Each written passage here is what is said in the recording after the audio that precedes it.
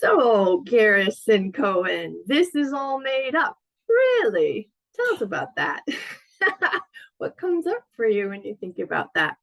Mm, yeah, this is all made up.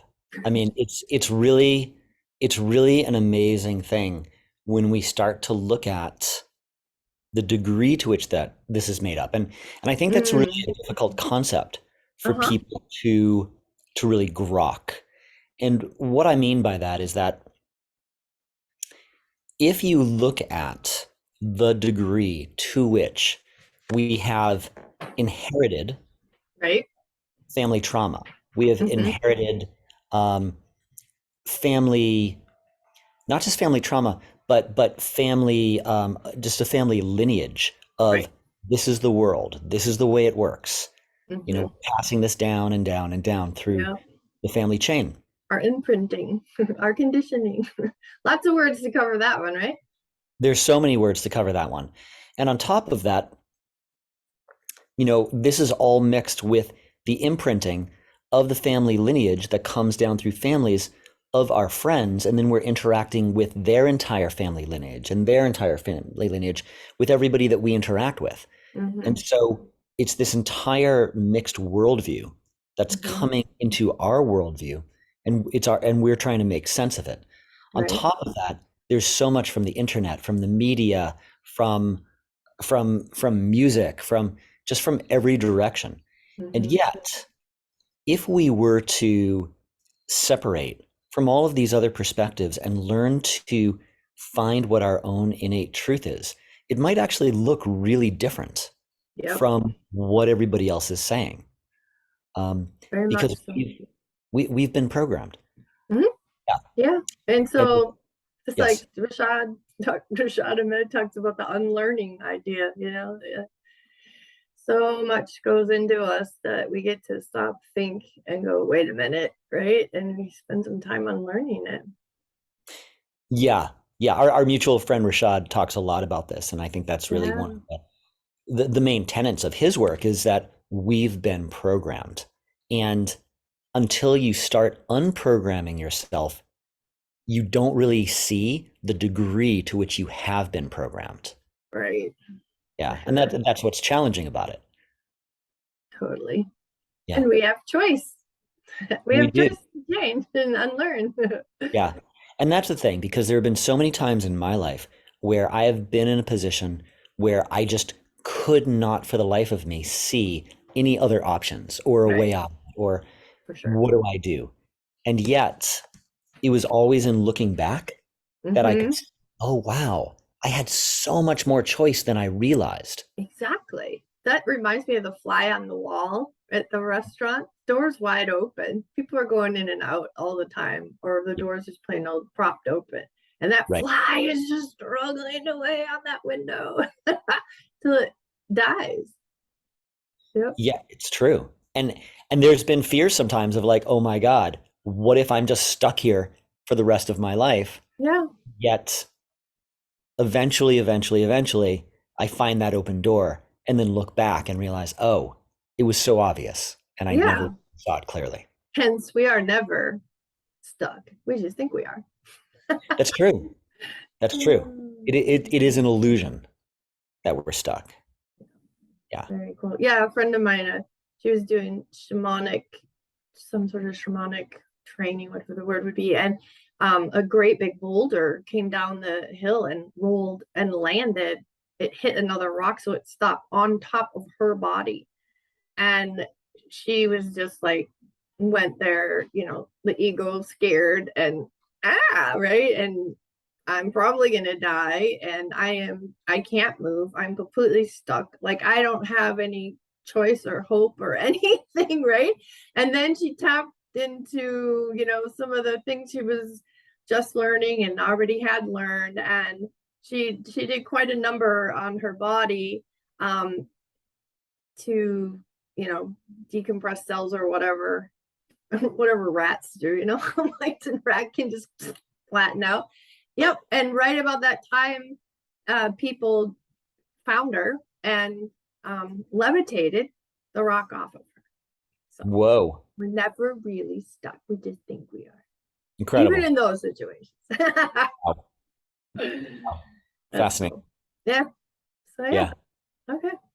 And in the work that you do, you have people kind of share their journeys and their journey stories kind of from the hero's journey perspective. So when you see the word heroes, what comes up for you? Mm. You know, we are all on our own hero's journey, period. Right. And from the time we're born until the time we exit, Mhm. that is our hero's journey. And I think a lot of people don't recognize how special and fantastic their journey is. And a lot of people that I've Right. worked with didn't think their journey was all that special until we actually really got into it, and I reflected back to them their That's own you. journey that they could That's be. your magic. Yes. Yeah. That mirror ability. Yeah. That's very special. It Hmm. feels kind of rare, to have people be able to do that.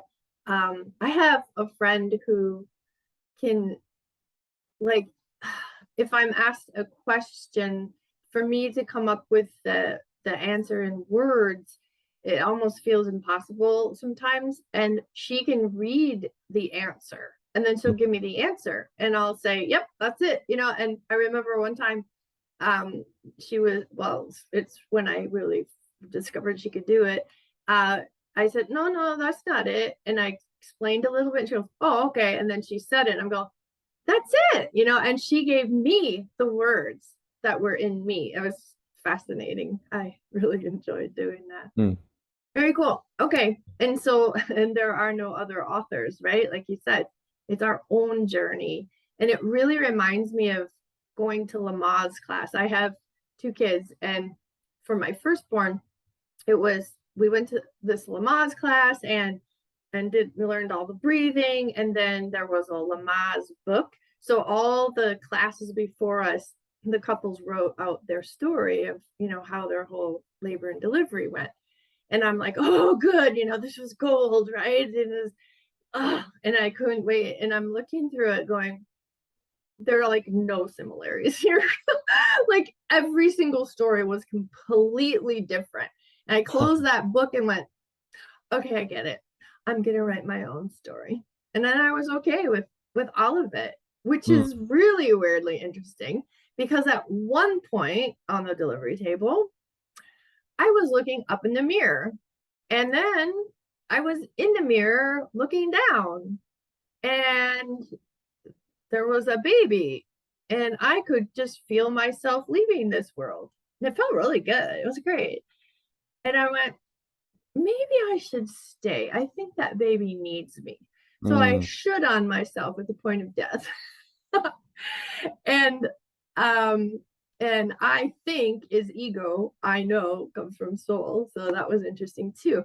About 2 weeks later, I was telling a friend that story, and his now the husband, the husband at the time said, "Oh, that makes sense, because they had to put the paddles on your heart and resuscitate, or whatever they call it, jump your heart." And I went, "What?